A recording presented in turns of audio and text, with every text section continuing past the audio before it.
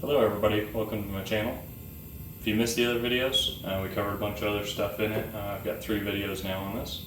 If you'd like, you can go back and check all those out. Covered some great stuff on it, some good basic maintenance stuff, and simple repairs on it. Today we're going to end up covering, I'm going to get the tires off of it, so that way I can get the rims cleaned up. They won't be painted and everything in this episode, but get those cleaned up and dismount these tires. And then once they're all painted, get some new tires put on it. And today what we're going to be covering is getting the rear brakes put back together on it and potentially bleeding them out. Alright, first step, getting tires off.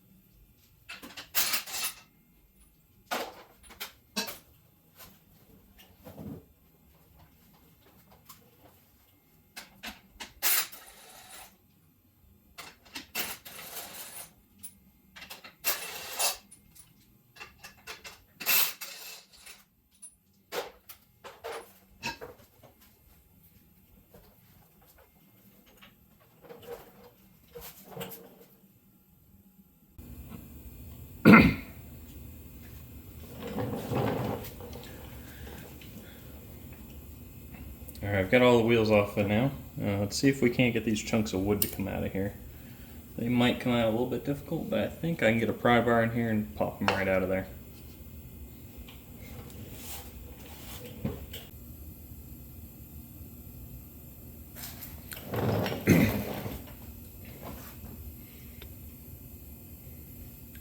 Well, I was able to get the chunks of wood out, and I discovered a couple of problems that I'd forgotten about. One of which is that the seal here, the dust seal, is all torn up, and the piston has a little bit of damage to it from at some point when it rubbed on the caliper sitting on here. The other problem that I had forgotten about is that the nuts are seized on both ends for this brake line to get this twist out of it. So what I'm going to end up having to do is either trying to get original brake lines, which if I remember correctly, the one that's closer on this side you can get still, and this farther one isn't available anymore from what I've found, but I'll have to look more into that. The rotor itself doesn't look in bad shape, so that's something where I can probably just scuff it up with some sandpaper, making sure to not put a directional finish, in other words, not lines that are going on an angle like this coming out of it, because that'll cause a push on the brake pads. You either want them coming straight out or in the direction of rotation, so it would be circles going around the whole diameter of it. The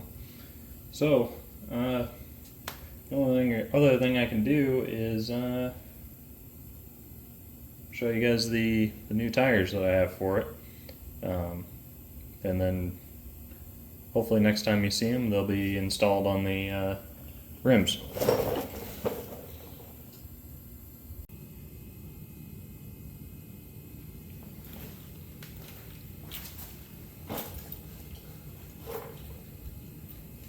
So I believe originally, that these are the original tires that were on it, which on the rear are 25 by 11 by 10 tires. These have some chunks missing on them. They're very hard because I believe that's part of what makes me think they're original. And on top of that, the amount of cracking in the sidewalls is to the point where this tire is actually almost flat. And I believe the front tire is actually flat on it.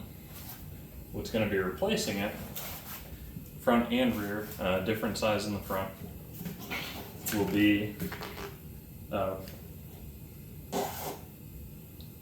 tires they'll be replacing it in the front will be Tire Zilla's 25 11 by 10. And those have a little more aggressive of a tire tread pattern to them. And they're also soft, so they should give it plenty of traction off-road. They'll be able to clear out nicely in the clay around here. And I think they'll look pretty sharp on there all the way around. So, now that being said, this is definitely a short video. It was an unexpected problem I ran into there. So, I'll see what I can do to get the parts on that, or get the parts in for that to get that figured out. Hopefully it doesn't end up being a case of having to replace the full brake lines all the way up to the master cylinder, but if that's the only option, that's what we'll end up having to go with. Either that or figuring out some sort of aftermarket fittings or something like that to replace the brakes. So, alright, well, I will thank you guys, and I will see you hopefully in about a week. And I hope you all are having a great weekend. Thank you.